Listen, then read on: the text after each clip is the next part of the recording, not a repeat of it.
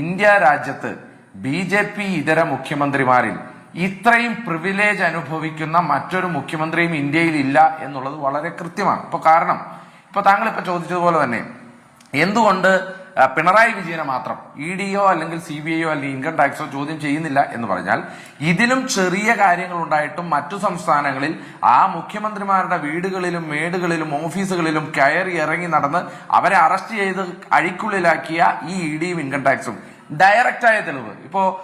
നമ്മൾ SFIO അന്വേഷണം നടക്കുന്നുണ്ടല്ലോ, ആ വിഷയവുമായി ബന്ധപ്പെട്ട് ഡയറക്റ്റായ തെളിവാണ് 18 ലക്ഷം രൂപ മാസപ്പടി കൊടുത്തു എന്നുള്ളത്. എന്നിട്ട് ED ഈ ഏരിയയിലേക്ക് തിരിഞ്ഞു നോക്കുന്നില്ല. ഇവിടെ ഓരോ വിഷയങ്ങളിലും SNC ലാവലിന്റെ കേസ് നമുക്ക് എടുക്കാം, അല്ലെങ്കിൽ സ്വർണ്ണക്കള്ളക്കടത്ത് കേസ് മുതലായ കാര്യങ്ങൾ എടുക്കാം. ഈ മുഖ്യമന്ത്രിയെ വിളിച്ചൊന്ന് ചോദ്യം ചെയ്യാൻ ഇതേവരെ കേന്ദ്ര സർക്കാർ തയ്യാറായിട്ടില്ല എന്നുള്ളത് വളരെ വ്യക്തമാണ്. ഇനി അതും മാത്രമല്ല, ഞങ്ങൾ ഇവിടെ പ്രതിപക്ഷ ഐക്യം ഉണ്ടാക്കാൻ നേരത്ത് ഞങ്ങൾ സീതാറാം യെച്ചൂരിയുടെ CPM-ന് എതിരല്ല. ഞങ്ങൾ സീതാറാം യെച്ചൂരി എല്ലാ മീറ്റിങ്ങുകളും വരുന്നുണ്ട്, എല്ലാ കാര്യങ്ങളും ആലോചിക്കുന്നുണ്ട്. ഞാൻ മനസ്സിലാക്കുന്നത് സീതാറാം യെച്ചൂരിയും രാഹുൽ ഗാന്ധിയും ഒക്കെ തമ്മിൽ വലിയ രീതിയിലുള്ള വ്യക്തിപരമായ ബന്ധങ്ങളുമുണ്ട്. പക്ഷേ എന്തുകൊണ്ടാണ് CPM ഇന്ത്യ മുന്നണിയിൽ നിന്ന് വിട്ടുനിൽക്കുന്നത്? അതൊരു ചോദ്യമല്ലേ? ഇന്ത്യ മുന്നണിയുടെ യോഗത്തിൽ പങ്കെടുക്കില്ല. ഭാരത് ജോഡോ യാത്രയുടെ സമാപന സമ്മേളനത്തിൽ എന്തുകൊണ്ട് CPM ഔദ്യോഗികമായ പ്രതിനിധികളെ അയച്ച് പങ്കെടുക്കാൻ തയ്യാറായിട്ടില്ല?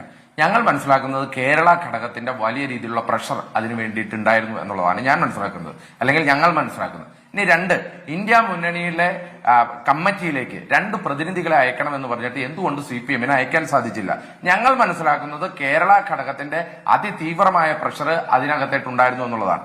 ഇന്ത്യ മുന്നണി രൂപീകരിക്കുന്ന ചർച്ച നടത്തുന്ന സമയത്ത് ഈ പിണറായി വിജയനും KCR-ഉം ചേർന്ന് തെലങ്കാന മുഖ്യമന്ത്രിയും ചേർന്ന് മറ്റൊരു മുന്നണി രൂപീകരിക്കാൻ ശ്രമിച്ചതും നമുക്കറിയാവുന്നതാണ്.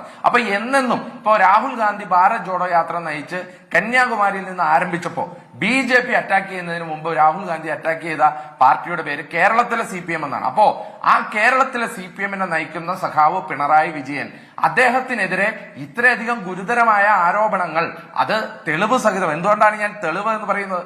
ഒരു ഇൻവെസ്റ്റിഗേഷൻ ഏജൻസിയുടെ ഒരു സെറ്റിൽമെന്റ് ബോർഡിന്റെ റിപ്പോർട്ട് നമ്മുടെ മുമ്പിൽ വളരെ കൃത്യമായി നിൽക്കുകയാണ്. എന്നിട്ട് പോലും യാതൊരു സേവനവും നൽകാതെ പണം മേടിച്ചു എന്ന റിപ്പോർട്ട് ഉണ്ടായിട്ട് പോലും കേരളത്തിലെ മുഖ്യമന്ത്രിയുടെ അടുത്തായിട്ട് ആ അന്വേഷണം എത്തി നോക്കുന്നില്ല എന്ന് പറയുമ്പോൾ നമ്മൾ വസ്തുതാപരമായി ചിന്തിച്ചാൽ ഇന്നത്തെ ഇന്ത്യ ലോകത്ത് SNC ലാവലിൻ കേസ് എന്തുകൊണ്ട് 40 പ്രാവശ്യം മാറിപ്പോയി എന്ന് ചിന്തിച്ചാൽ, സ്വർണ്ണക്കള്ളക്കടത്ത് കേസ് ഉൾപ്പെടെയുള്ള ആരോപണങ്ങളിൽ നിന്ന് എന്തുകൊണ്ട് കേരളത്തിന്റെ മുഖ്യമന്ത്രിയുടെ അടുത്തായിട്ട് കേന്ദ്ര അന്വേഷണ ഏജൻസികൾ ചെന്നില്ല എന്ന് വിശ്വസിച്ചാൽ, അതും മാത്രമല്ല കുടകര കുഴൽപ്പണ കേസുമായി ബന്ധപ്പെട്ടുകൊണ്ട് എങ്ങനെ സുരേന്ദ്രൻ പ്രതിയായ സുരേന്ദ്രൻ സാക്ഷിയായി മാറി എന്നുള്ള ചോദ്യം ചോദിച്ചാൽ, അതും മാത്രമല്ല ആദായ നികുതി വകുപ്പിന്റെ ഡയറക്ടർ കേരളത്തിൽ അങ്ങനെ ഒരു കേസ് നടന്നിട്ടില്ല എന്നും കേരളത്തിൽ അങ്ങനെ ഒരു പണം കണ്ടെത്തിയിട്ടില്ല എന്നും ആ പണം ഞങ്ങൾക്ക് കിട്ടിയിട്ടില്ല എന്നും പറഞ്ഞിട്ട് പോലീസ് കോടതിയിൽ പറഞ്ഞു ഞങ്ങൾ റിപ്പോർട്ട് കൊടുത്തിട്ടുണ്ട് എന്നൊക്കെ. പക്ഷെ ഇത്ര ഗുരുതരമായ ഒരു വിഷയത്തിൽ സംസ്ഥാന BJP അധ്യക്ഷൻ ആരോപണത്തിന്റെ മുൾമുനയിൽ നിന്നിട്ടും കേരളത്തിന്റെ ആഭ്യന്തരമന്ത്രി ആ ആദായ നികുതി വകുപ്പിനെതിരെയോ കേന്ദ്ര അന്വേഷണ ഏജൻസിക്കെതിരെയോ ഒരു വാക്കുകൊണ്ട് പോലും മിണ്ടിയിട്ടില്ല എന്ന് പറഞ്ഞാൽ വളരെ കൃത്യവും വ്യക്തവുമാണ്. സീതാറാം യെച്ചൂരിയുടെ CPM-ന്റെ ഐഡിയോളജി അല്ല കേരളത്തിലെ പിണറായി വിജയന്റെ ഐഡിയോളജി. സംഘികൾക്കും സംഘപരിവാറുകാർക്കും വേണ്ടിയിട്ടുള്ള ഒരു സർക്കാരും പാർട്ടിയുമായി ഇന്നത്തെ കേരളത്തിലെ കമ്മ്യൂണിസ്റ്റ് പാർട്ടി അത് CPM-ന്റെ പ്രതിനിധി ആദ്യം അദ്ദേഹം ഈ BJP ആക്കാൻ ശ്രമിക്കുന്ന നിങ്ങളുടെ ഈ സ്ഥിരം ഏർപ്പാടൊക്കെ അതൊക്കെ കയ്യിൽ 4ആയിട്ട് മടക്കി വെക്കണം. കാരണം ഈ നാട്ടിൽ കോൺഗ്രസ്സായി വിശ്വസിച്ച് കോൺഗ്രസ്സായി ജീവിച്ച് കോൺഗ്രസ്സായി മരിക്കാൻ ആഗ്രഹിക്കുന്ന ആളുകളാണ് ഈ നാട്ടിലുള്ളത്. ഞാൻ ഉൾപ്പെടെയുള്ള പ്രവർത്തകർ അങ്ങനെയാണ്. അതുകൊണ്ട് ബാക്കിയുള്ള കാര്യങ്ങളൊക്കെ താങ്കൾ കയ്യിൽ വെച്ചാൽ മതി. ഇതിന് വ്യക്തിപരമായി ഞാൻ തിരിച്ചു പറയാൻ നിൽക്കുന്നില്ല എന്നത് നമ്മുടെ ഒരു ചർച്ചയുടെ മാന്യത കൊണ്ടാണ്. ഇനി 2ാമത്തെ കാര്യം, ഇനി ഈ BJP കോൺഗ്രസ് എന്നൊക്കെ പറയുമ്പോൾ സാർ, ഈ കേരളത്തിൽ ആദ്യമായി BJP-യിലേക്ക് പോയ ഒരു MLA-യുടെ പേരെന്താ? അൽഫോൺസ് കണ്ണന്താനം എന്നാണ്.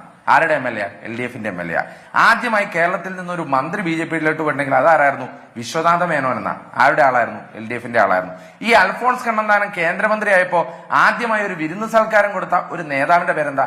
കേരളത്തിന്റെ മുഖ്യമന്ത്രി പിണറായി വിജയൻ എന്നുള്ളതാണ്. പിന്നെ നിങ്ങൾ ഈ BJP-യിലോട്ട് പോയ കണക്കൊക്കെ എടുക്കുമ്പോൾ പ്രിയപ്പെട്ട സുഹൃത്തെ, ഈ ബംഗാളിലെയും ത്രിപുരയിലെയും കണക്കെടുക്കാൻ പറ്റില്ല. കാരണം എന്താണെന്നറിയോ? ബംഗാളിലെയും ത്രിപുരയിലെയും പാർട്ടി ഓഫീസ് അടക്കം BJP-യുടെ പാർട്ടി ഓഫീസായി മാറി. ഈ കഴിഞ്ഞ ദിവസമാണ് ബംഗാളിലെ സംസ്ഥാന സെക്രട്ടറി ഇന്റർനെറ്റിൽ പ്രവർത്തകരെ അന്വേഷിച്ച് പരസ്യം ചെയ്യേണ്ട ഗതികേട് വരെ വന്നു.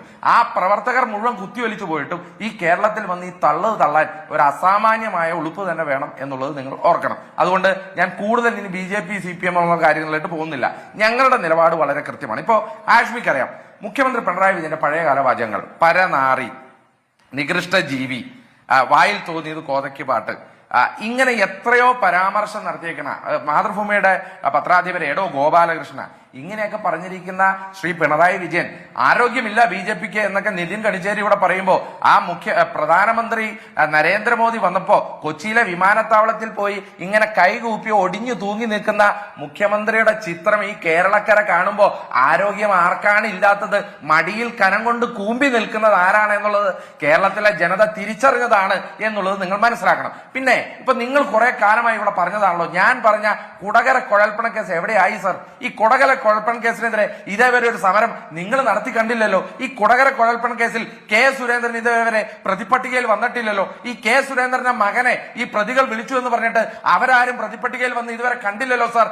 അത് തന്നെയാണ് പറഞ്ഞത്, നിങ്ങൾ BJPയുമായി കൊടകര കുഴൽപ്പണ കേസും മാസപ്പടി വിവാദവും അടക്കമുള്ള കാര്യങ്ങളിൽ നിങ്ങൾ ഉണ്ടാക്കിയ ധാരയാണ്, അന്തർധാരയാണ് കേരളത്തിൽ ഇന്ന് വർക്കൗട്ട് ആയിക്കൊണ്ടിരിക്കുന്നത്. ഇത് തിരിച്ചറിഞ്ഞുകൊണ്ട് തന്നെയാണ് രാഹുൽ ഗാന്ധി സംസാരിച്ചത്. ഇനി ശ്രീ ഗോപാലകൃഷ്ണൻ ചേട്ടൻ ഇദ്ദേഹം മുൻപ് ചർച്ചയിൽ പറഞ്ഞിട്ടുണ്ടല്ലോ, കേരളത്തിലെ ഞങ്ങളുടെ മുഖ്യ ശത്രു കോൺഗ്രസ് ആണ്, അതുകൊണ്ട് കോൺഗ്രസിനെ തോൽപ്പിക്കുക, CPM ജയിച്ചാലും കുഴപ്പമില്ല.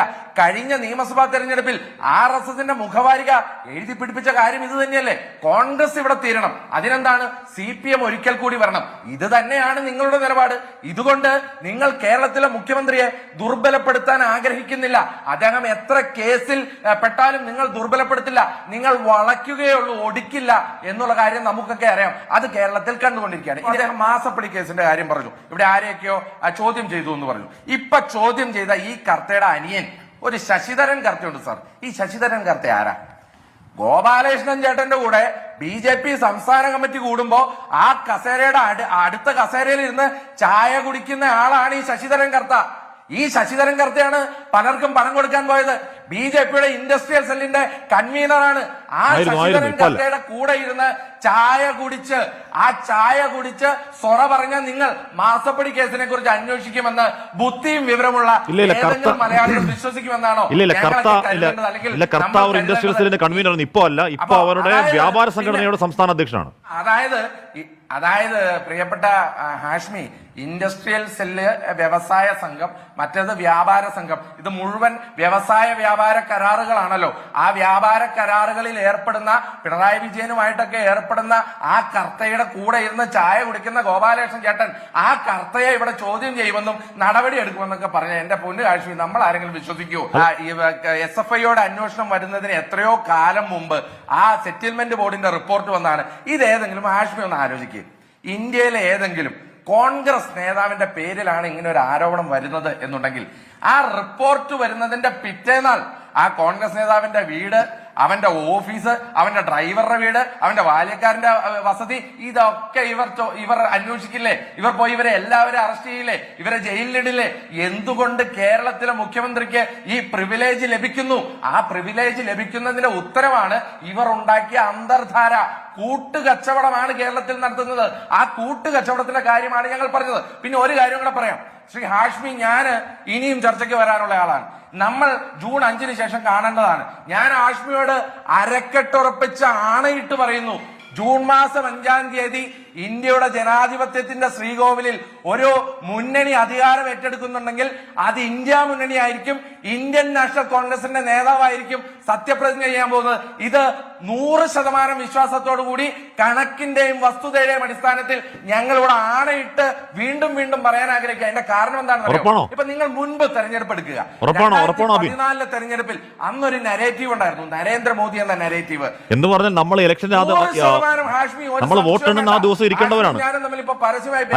അല്ല നമ്മൾ വോട്ട് വെറ്റുവെക്കണോ? നമ്മൾ വോട്ടെണ്ണുന്ന ആ ദിവസം ഇരിക്കേണ്ടവരാണ്. 5-ാം തീയതി വോട്ടെണ്ണൽ 11-12 മണിയാവുമ്പോ കഴിയും. അത് തന്നെ ഞാൻ പറയുന്നത് ഹാഷ്മി.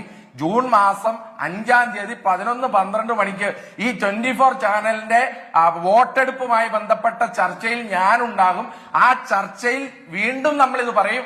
ഞാൻ അതുകൊണ്ട് അരക്കെട്ടിച്ച് ഉറപ്പിച്ചു പറയുന്നു, ജൂൺ മാസം 5-ാം തീയതി ജനാധിപത്യത്തിന്റെ ശ്രീകോവിലിൽ ഒരു പാർട്ടി അധികാരമേൽക്കും. അത് ഇന്ത്യൻ നാഷണൽ കോൺഗ്രസിന്റെ ഇന്ത്യ മുന്നണിയായിരിക്കും. ഒരു സംശയം വേണ്ട. അതിന്റെ കാരണം എന്താണെന്നറിയോ? ഇപ്പൊ മുൻപുള്ള തെരഞ്ഞെടുപ്പ് നിങ്ങൾ എടുത്തോ, എല്ലാ തെരഞ്ഞെടുപ്പിനും നെറേറ്റീവുകളുണ്ട്. 2014 മോദി എന്ന നെറേറ്റീവ് ഉണ്ട്. 2019 പുൽവാമയും മോദിയുടെ വികസനവും എന്ന നെറേറ്റീവ് ഉണ്ട്. ഇപ്പൊ 2024 പ്രധാനപ്പെട്ട ചർച്ചാ വിഷയമായി ഭൂരിഭാഗം സർവേക്കാരും, ഇപ്പോ ശ്രീ ഗോപാലകൃഷ്ണൻ ചേട്ടൻ പറയുന്ന ടൈംസ് നൗ ഉൾപ്പെടെ ഭൂരിഭാഗം സർവേക്കാരും പറയുന്ന കാര്യം എന്താ? അൺഎംപ്ലോയ്മെന്റ്, തൊഴിലില്ലായ്മ, വിലവർദ്ധനവ്, പ്രൈസ് ഹൈ. ഈ രണ്ട് വിഷയങ്ങൾ, 3ൽ 2 വിഷയങ്ങൾ എന്ന് പറഞ്ഞാൽ ഇന്ത്യ ചർച്ച ചെയ്യുന്നത് ഇത് രണ്ടുമാണ്. അതും മാത്രമല്ല, ഇന്ത്യ മുന്നണി ഇപ്പോ ഒരു 2 മിനിറ്റുകൾ എനിക്ക് തന്നാൽ മതി ഹാഷ്മി, എന്റെ ബാക്കിയുള്ള സമയം നിങ്ങൾ എടുത്തോളൂ. ഈ ഇന്ത്യ മുന്നണി ഇപ്പൊ കഴിഞ്ഞ പ്രാവശ്യം ഇവർ മഹാരാഷ്ട്രയിൽ 48-45, കർണാടകയിൽ 28-26, രാജസ്ഥാനിൽ മുഴുവൻ സീറ്റ്, യുപിയിൽ 80-72, ഹരിയാനയിൽ 10-10, ഡൽഹിയിൽ 7-7. ഇങ്ങനെ ഇന്ത്യയിലെ പ്രധാന സംസ്ഥാനങ്ങളിലെ 95% സീറ്റും BJPക്കായിരുന്നു. പക്ഷെ ഈ പ്രാവശ്യ അവസ്ഥ എന്താ? ഇപ്പൊ കർണാടകയിൽ അദ്ദേഹം പറഞ്ഞ സർവേ അടക്കം പറയുന്നത് ഭൂരിപക്ഷം സീറ്റിലും കോൺഗ്രസ് ജയിക്കും. മഹാരാഷ്ട്രയിൽ കഴിഞ്ഞ പ്രാവശ്യം ഇവർ 45 സീറ്റ് നേടുമ്പോൾ ശിവസേന ഇവരുടെ കൂടെയാണ്. പക്ഷെ ഇന്ന് ശിവസേന, NCP, കോൺഗ്രസ് ഇറങ്ങുന്ന ഇന്ത്യ മുന്നണി വിജയിക്കാൻ പോകുന്നു. ഹരിയാനയിലും ഡൽഹിയിലും ഗുജറാത്തിലും നിങ്ങൾ വോട്ട് ശതമാനം പരിശോധിക്കണം. ആ വോട്ട് ശതമാനം പരിശോധിച്ചാൽ അറിയാം, ഈ 3 സംസ്ഥാനങ്ങളിൽ ആം ആദ്മി പാർട്ടിയും കോൺഗ്രസും ചേരുന്ന ഇന്ത്യ മുന്നണി ഭൂരിഭാഗം സീറ്റും ജയിക്കാൻ പോവുകയാണ്. അതുകൊണ്ട് തന്നെ ഇന്ത്യ രാജ്യത്ത് ഇപ്പോൾ BJPക്കുള്ള 303 എന്ന സംഖ്യയിൽ നിന്ന് 32 സീറ്റ് കുറയുന്ന പക്ഷം ഇവരുടെ കേവല ഭൂരിപക്ഷം ഇല്ലാതാകും. 32 അല്ല ഹാഷ്മി, നിങ്ങൾ പരകാല പ്രഭാകർ അടക്കം ഈ രാജ്യത്തെ ആളുകൾ പറഞ്ഞത് എഴുതി വെച്ചോ, 230 സീറ്റ് BJP കടക്കില്ല. നിങ്ങൾ എവിടെ വേണമെങ്കിലും എഴുതി വെച്ചോ. 300 സീറ്റോടുകൂടി ഇന്ത്യ മുന്നണി അധികാരത്തിൽ വരും. അതിനുള്ള രാഷ്ട്രീയ സാഹചര്യം ഇന്ന് ഈ രാജ്യത്തുണ്ട്. നിങ്ങൾ ഏത് സംസ്ഥാനത്ത് നിങ്ങളുടെ റിപ്പോർട്ടർ പോകുന്നുണ്ടല്ലോ, നിങ്ങൾ പരിശോധിച്ചു നോക്കിയോളൂ. അതിലുള്ള ഭയമാണ് ഒരു തെരഞ്ഞെടുപ്പിന്റെ വേളയിൽ ഹേമന്ത് സോറൻ ജയിലിൽ, അതിലുള്ള ഭയമാണ് ഒരു തെരഞ്ഞെടുപ്പിന്റെ വേളയിൽ അരവിന്ദ് കെജ്രിവാൾ ജയിലിൽ, അതിലുള്ള ഭയമാണ് 7000 കോടി കിടക്കുന്ന BJPയുടെ അക്കൗണ്ട് തൊടുന്നില്ല. പക്ഷേ 1993-94 കാലഘട്ടത്തിലെ ഒരു മാസത്തെ ടാക്സ് റിട്ടേണിൽ എന്തോ പ്രശ്നമുണ്ട് എന്ന് പറഞ്ഞ് 150 കോടി കിടക്കുന്ന കോൺഗ്രസിന്റെ അക്കൗണ്ടുകൾ ഫ്രീസ് ചെയ്യുന്നു. ഇതിനൊക്കെ ഇടയിൽ ഈ ഹേമന്ത് സോറൻ ജയിലിൽ, അരവിന്ദ് കെജ്രിവാൾ ജയിലിൽ, പക്ഷേ പിണറായി വിജയനെ തൊടുന്നില്ല കേരളത്തിൽ. ഇത്രയധികം കേസുകൾ